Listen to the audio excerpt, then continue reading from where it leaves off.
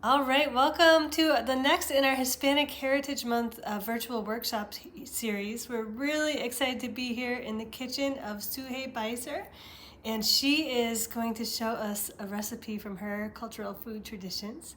So, Sujhey, I would love if you could just introduce yourself and anything about your story that you'd like to share. Of course. Thank you for having me.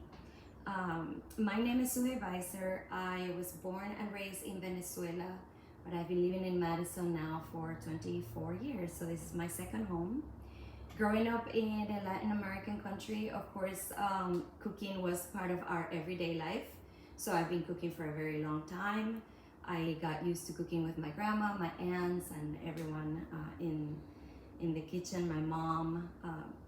Today we're gonna make some empanadas, and empanadas is more of like a street food, or when you go to the beach you eat them. At home, my mom didn't make too many empanadas or too often, but sometimes we also like to make them at home. My grandma also used to sell at the beach. She had a little kiosk, and definitely we would make a ton of empanada. Like, we had to help her make empanadas, and that was hundreds of them to sell.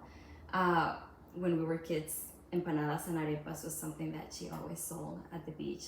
So today we're gonna make empanadas. In Venezuela, we make empanadas with corn flour, which is the same flour that we use to make arepas. We're gonna make a beef filling, and I have ground beef here. We're gonna make a sofrito for the beef, and then we're also gonna make a Venezuelan sauce that we call guasacaca, which is an avocado base, and it's avocado, onions, peppers, cilantro, lemon juice, and garlic. I think that's what we have so far. It sounds delicious. I cannot wait. So we're going to start by making the sofrito and the meat. So I'm gonna take all the ingredients that we need. We need what we have here. So we have tomato, we have red pepper, we have onion, garlic, and then the ground beef. And then we're also gonna add some spices when we're cooking it. Of course, we're gonna season with salt and pepper, but I'm also gonna add a little bit of cumin and some paprika. So I'm gonna move over here. I'm gonna start with a little bit of olive oil in the pan that's already been heating here. I'm gonna turn this light on. Is that better? Yeah. Okay. So, this is really hot right now. I'm going to start with the onion.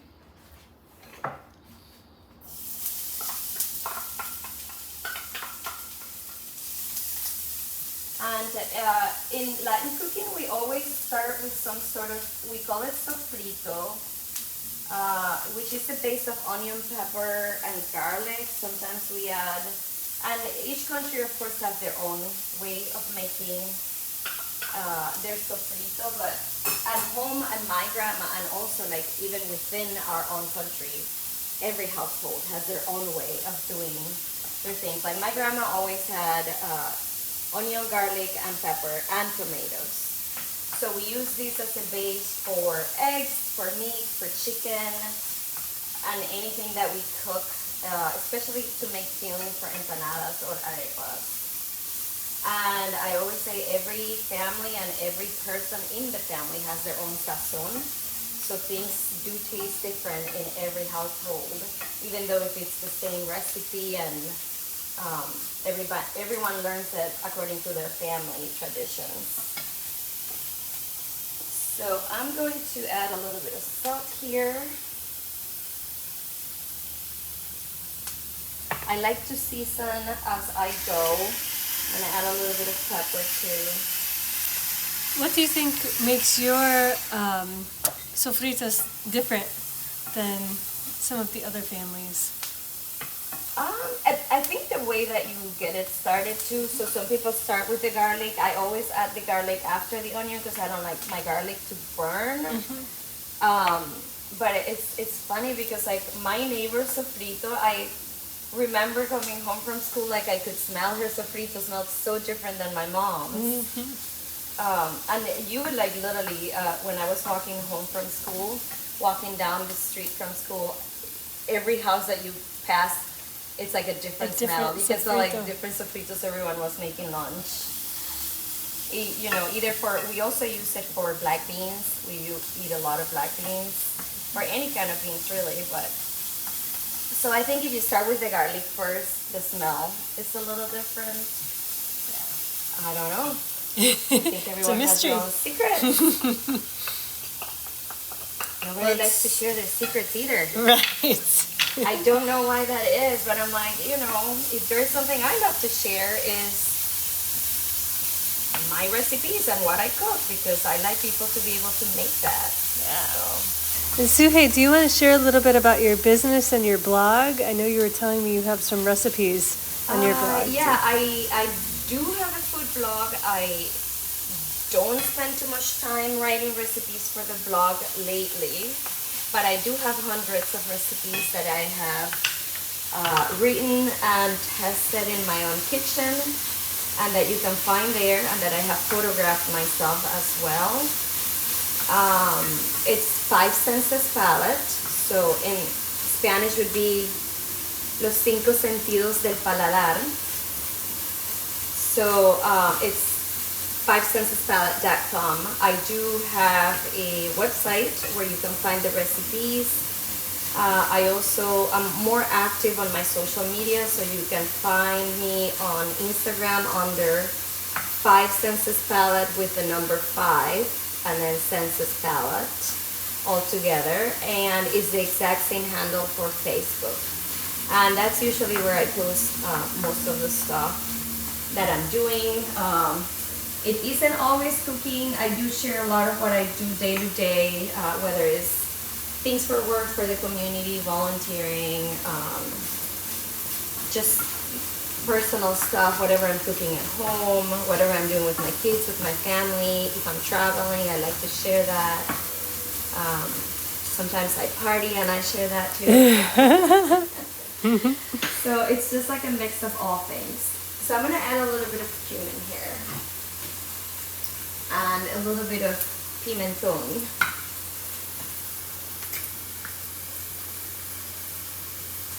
And is pimenton is like paprika? Yeah. Okay. Yeah. It's like the Spanish version. This is dulce ahumado, so smoked. It's like smoked paprika, and it's sweet, not spicy.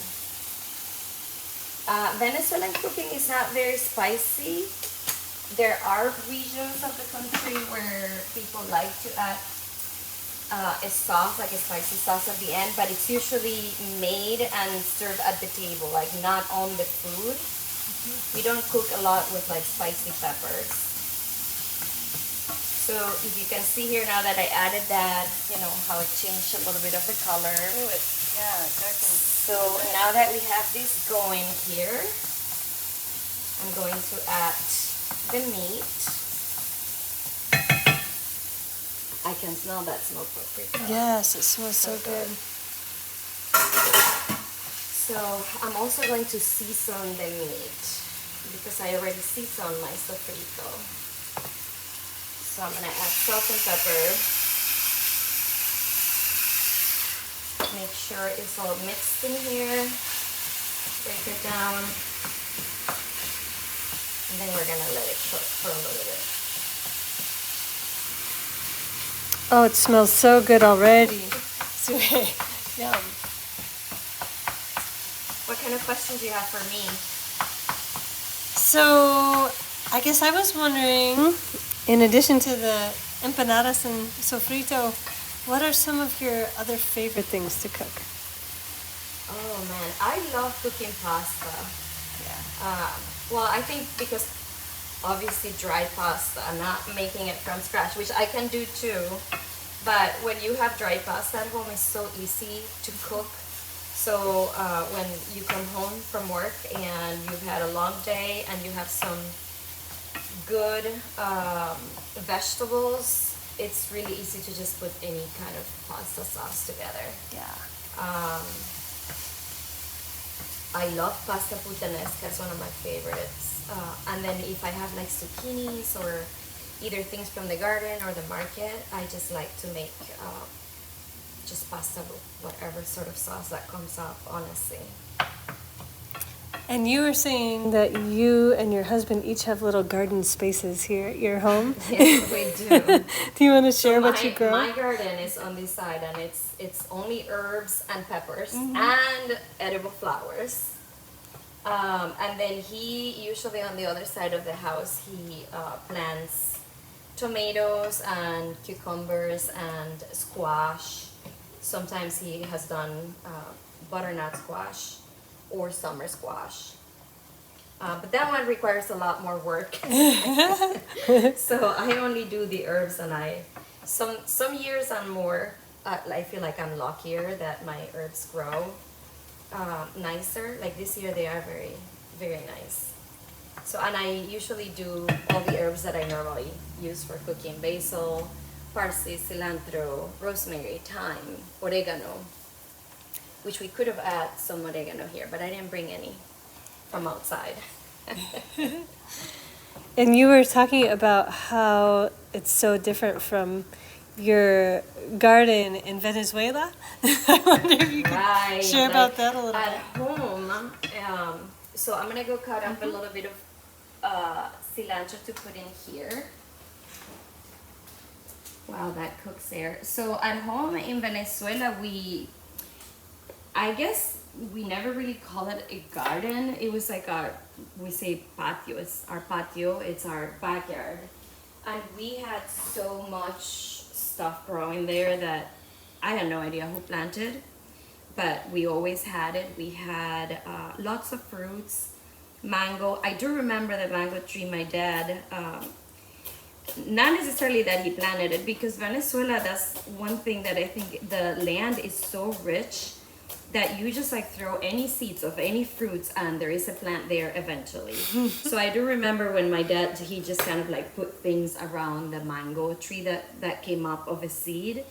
And then I guess he did start taking care of that mango tree, and it's now been there for over 40 years. Wow. And that's like our favorite spot, was sitting under the mango tree. But we had mango, avocado, coconut, plantain, bananas, watermelon. Sometimes my dad planted tomatoes. I do remember he did that in the backyard, like in the back of the house. And then lots of fruits like passion fruit, lemons, or limes actually. Limes, passion fruit, what else that I can remember?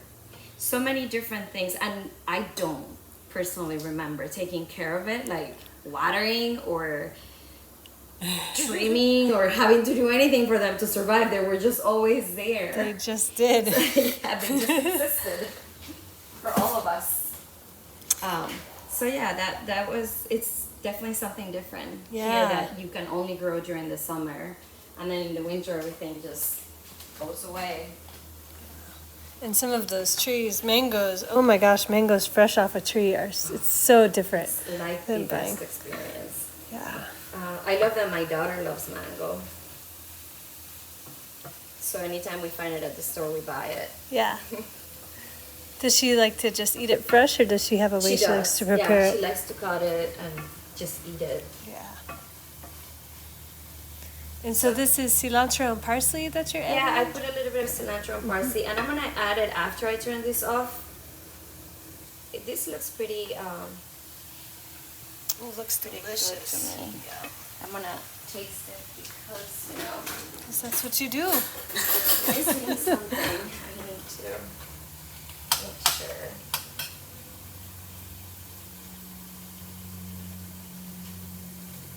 Not missing anything right now. Okay. So I'm gonna turn it off and add the cilantro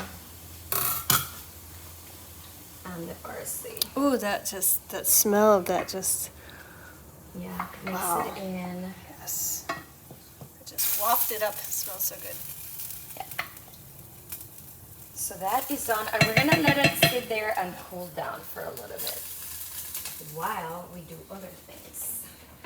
It's so beautiful and colorful too. Yeah. I'm going to get this going here. All right.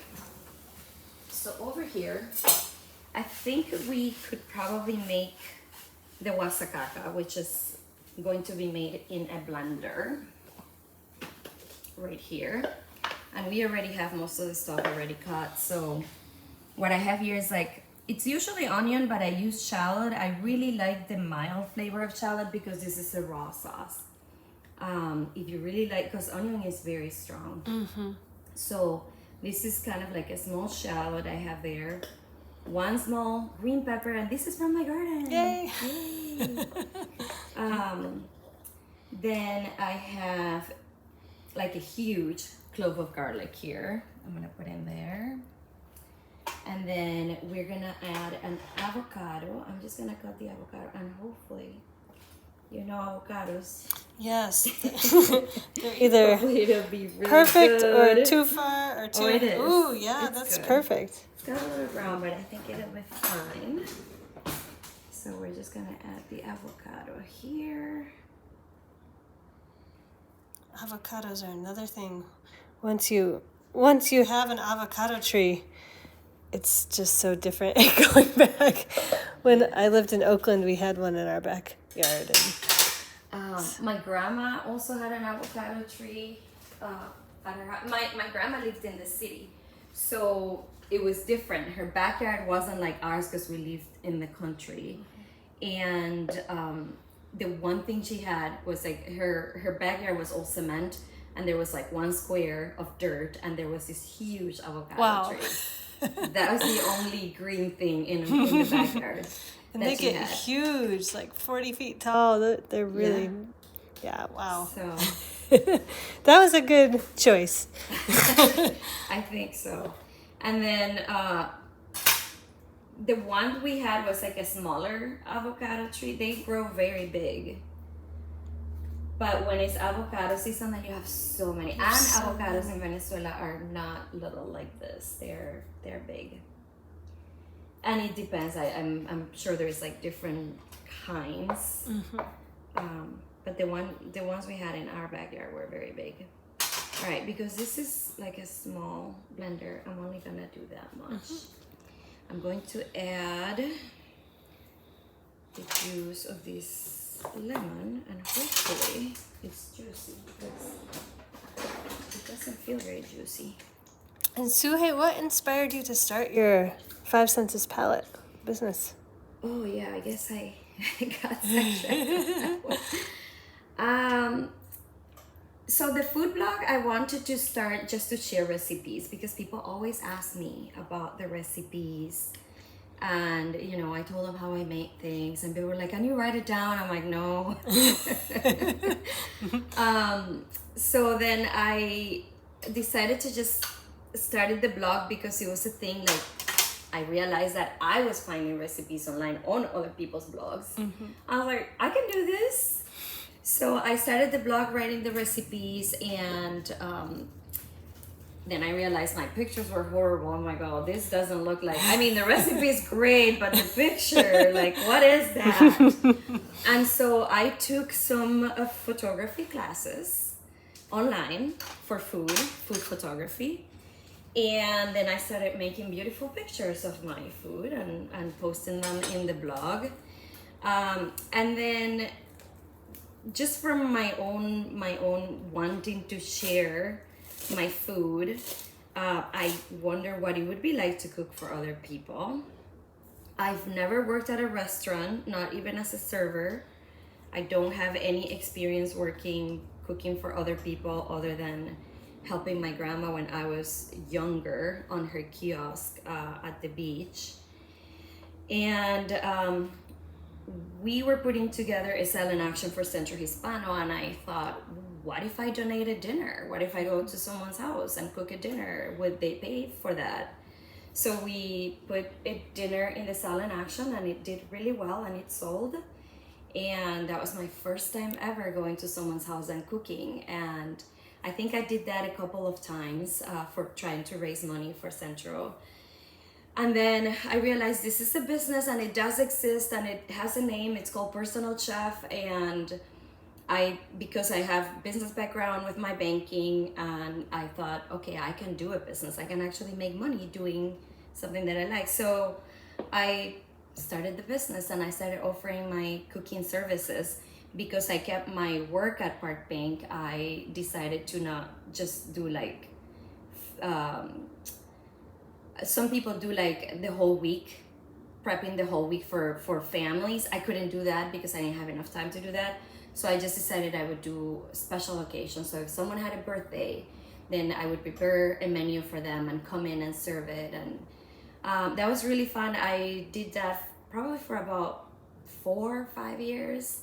On and off. I also offer cooking classes where I go to people's homes and teach them a recipe. We cook together, then we eat together, and that has been really fun. In the last couple of years, I haven't done a lot of like personal chef serving because life got really busy.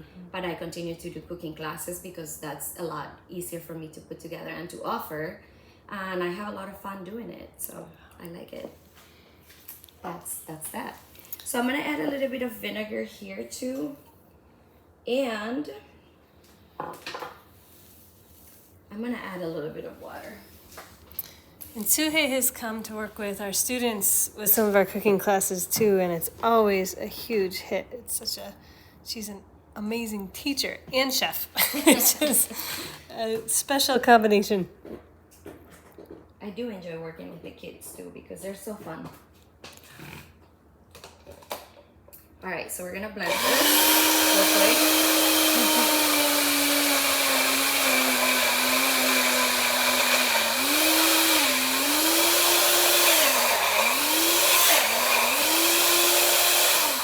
And you know what I didn't add was salt.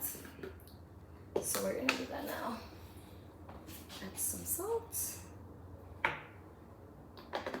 shake this to blend.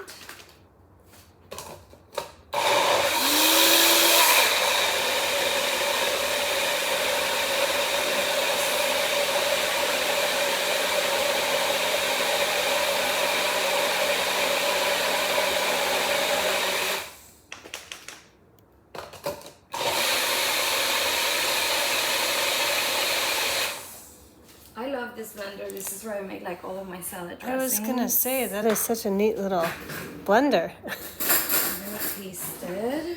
Let's see what it might need. I'm gonna add just a little tiny bit of salt. And just, this was not on the recipe, but I'm gonna add olive oil just for that sweetness from the olive oil. You can make it thick, or you can also add a little bit more water if you wanted to. The avocado is very creamy, so it's like a creamy sauce. I'm gonna add just a little bit of water. And so I always say this about cooking too, like, which is one of the reasons I call my business 5 Senses Palate. It's like you cook with all your senses. You might want to follow a recipe, but when you, like if you think it's too thick, then you add something to make it, thinner. And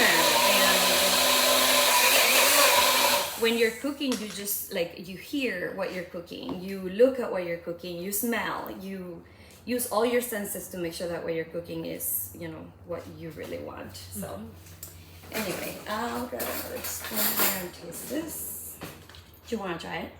Sure. I think it's really good now.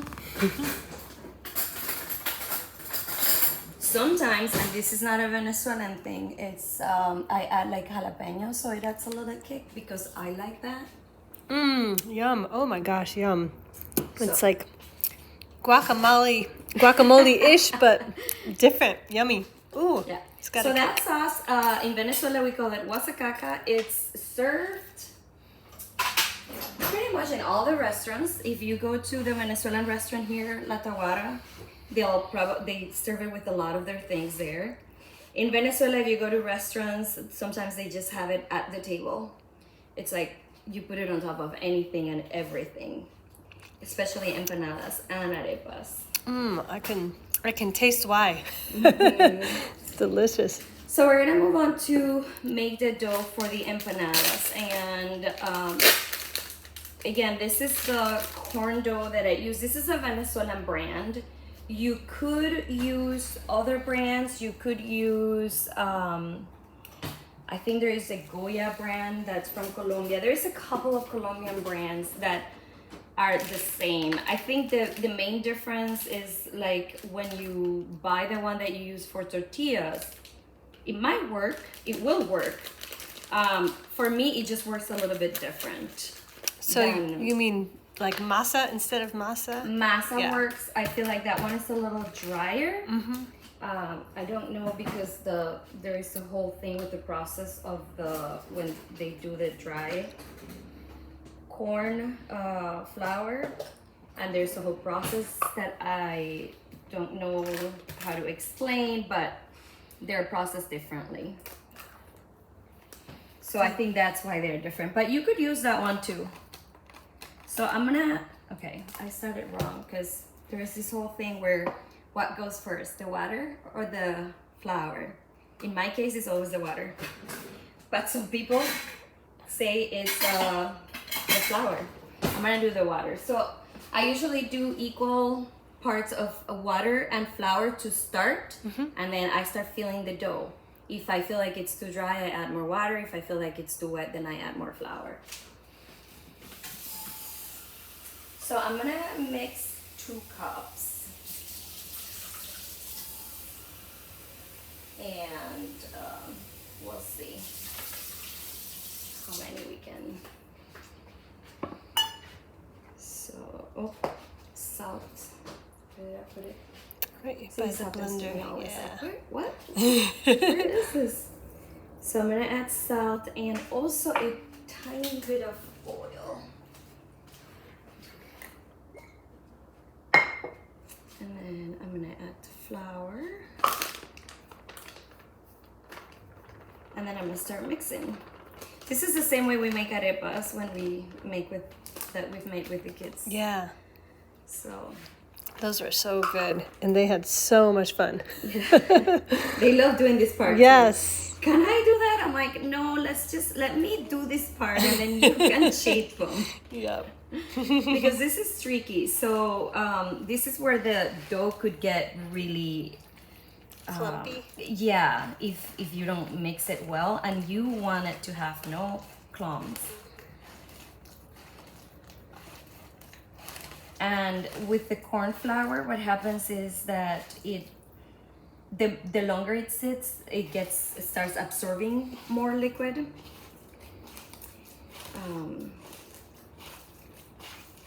Sometimes people let it rest, like they let it sit there and rest for a little bit so that it absorbs the liquid.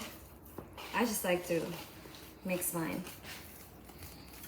This one right now feels like it's very wet, so I'm going to add just a little bit of flour.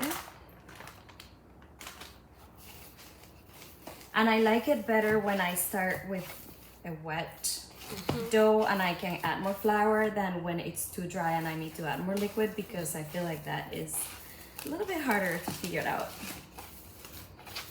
So this is now feeling better. Whoops. Yes.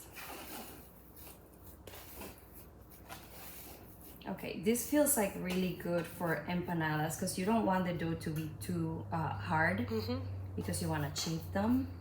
So I'm gonna leave it like that. I'm gonna wash my hands.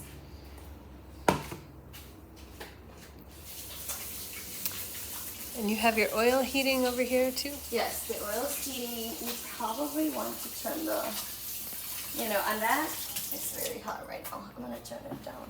And I'm gonna turn the fan on.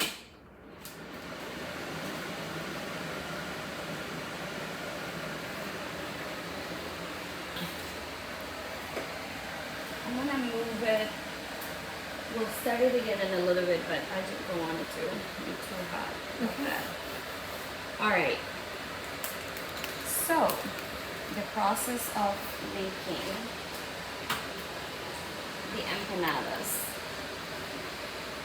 So you always want to have usually I cut a plastic bag Just make it big enough that you have to go on top. And then you want to have something to cut it on the shape of a, we call it a half moon.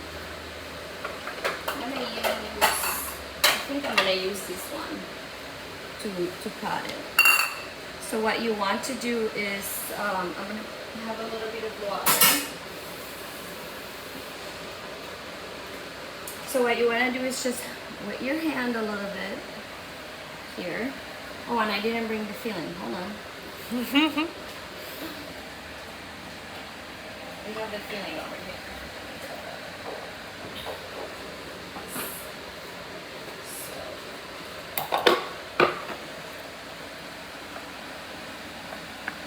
Oh, it looks so good. It looks it so looks pretty. Good.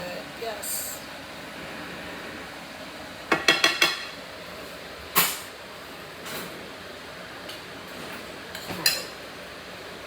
So I'm going to wet my hand, grab a little, what would you call this be? I always get cilantro on my fingers. Golf ball, maybe? Maybe a baseball? Make a little bowl of that size, and then you're gonna put it down, cover it with the plastic. There is like herbs all over the plastic. And then you can use another cutting board or something flat. It could be the back of a plate if you want. Just push it down all the way. You want it to be thin, not too thin that it's gonna fall apart, and not too thick either, because then you know, it's too much dough when you're frying it. So I would say that's about right. And I always say the first one never turns out as great. And then when you're making a bunch, you know, then the following ones are going to be better. But we're going to put the filling, so you don't want to put it right in the middle, but kind of towards, a little bit towards this side here. Okay. And then you're going to turn this over, close it down with your fingers, just like that. Smart. So you don't get And it then stuck to your you're going fingers. to use the edge of your cup or bowl or whatever you're using to make that round shape. Oh. And then you take all the excess flour here. And there is your first empanada ready for the fryer. Wow, that's how you get them so perfect. So we're gonna make, let's make a couple more just to show. And then make sure that the oil is good over there. So I always wet my hands before I grab the flour so that it doesn't stick to my hands. And size-wise, I mean, you can, again, if you want them bigger, you can make them bigger. If you want them smaller, that's a pretty small. It's usually the size that I make at home. If you want your dough to be thicker, you add a little bit more, and so on. You just work with what you have and just use your instincts when you're cooking. All right.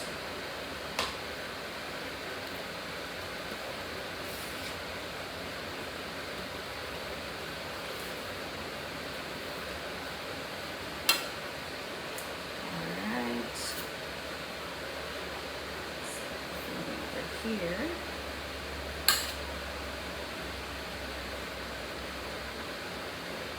Now the filling is already cooked, so when you're frying them, you're only cooking the corn flour.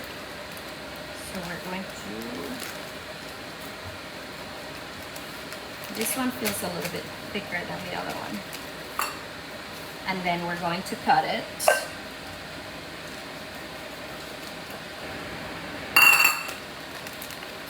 And ta-da! Perfect. All right. I love that trick with the bowl. I haven't seen that before. So should we fry those too? Yeah, let's Okay. do it. So let's bring this back in. It was very hot and I think it's still hot enough because it's still smoke in there. Do you always fry them or do you bake them sometimes? Or Usually if I am using the corn flour, I fry them. I have never baked them. I have seen people doing it online on the the cat is hungry. I've seen people doing it in the air fryer and it works. I've never done it myself, so I don't know, but I've seen people doing it and claim that it works. I would say if you're going to bake them, which you could, I would probably brush them with some oil, and bake them at really hot, like 400 probably. Okay, so I have this hot oil here. I'm gonna dump them there. And I usually dump them with the flat side against each other. This one it's moving. yeah.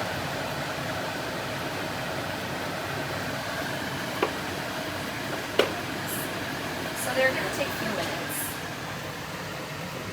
to cook. I don't normally like to deep fry inside the house. I usually, even in the winter, I just put a little table out in the back and I deep fry there. Oh, yeah.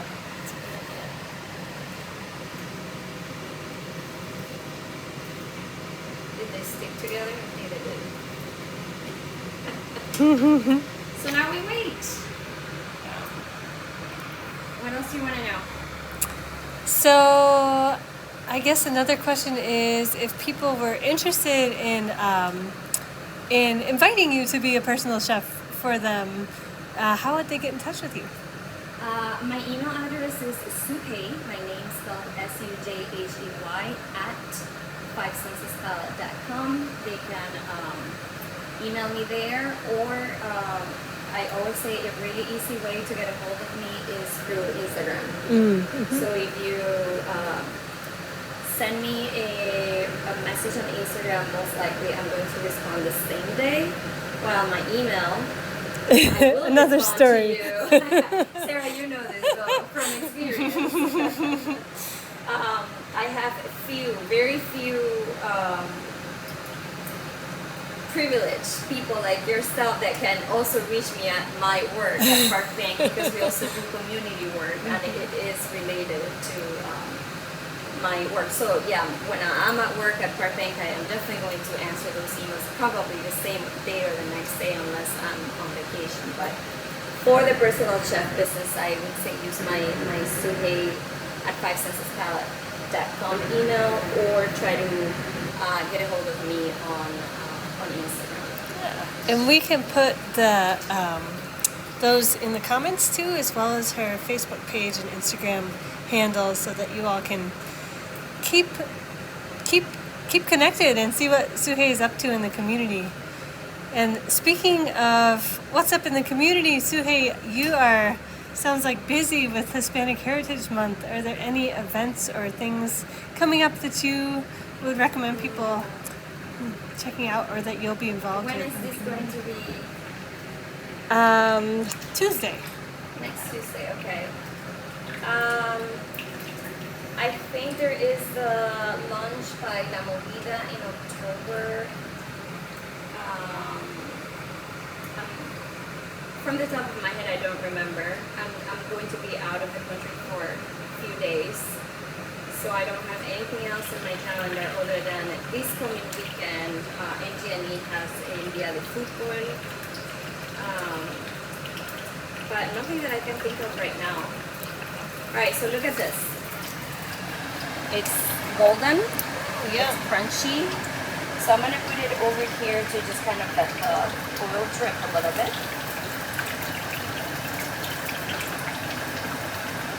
And those are done. I'm going to move this out of the fire or the heat. So, Oh, they look beautiful and they look delicious. they're going to be really hot right now, but if you want to cut them and serve them,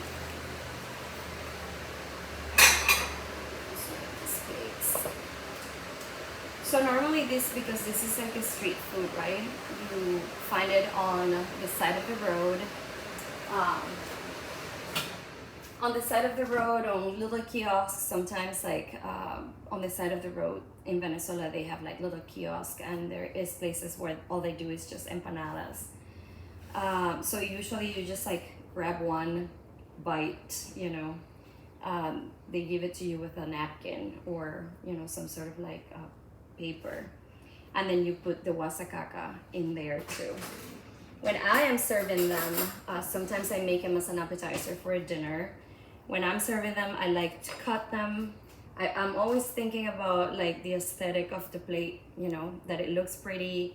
I feel like people eat with their eyes first. So I like to cut them so people can see what's inside. And then I like to maybe, you know, put them like one half on top of the other so it looks pretty. And then you can add the sauce maybe on the side or on top, so you can dip it. I mean, it's up to you, but who's gonna try it? Ooh, it looks delicious. I'll volunteer. It's really hot. It's really hot. How about, do you want me to, I'll grab that and then you try it? Sure. Let's do that. Okay. So there you go.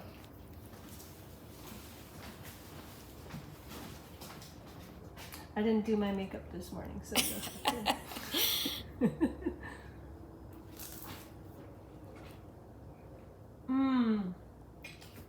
Oh my gosh. That is absolutely delicious. Yum. Wow. It's one of my Ooh, favorites, yeah. So good. And my kids. Wow. Thank you so much. Now you get to take a taste. I'll taste the other half. Yeah, good idea. Wow. What a treat.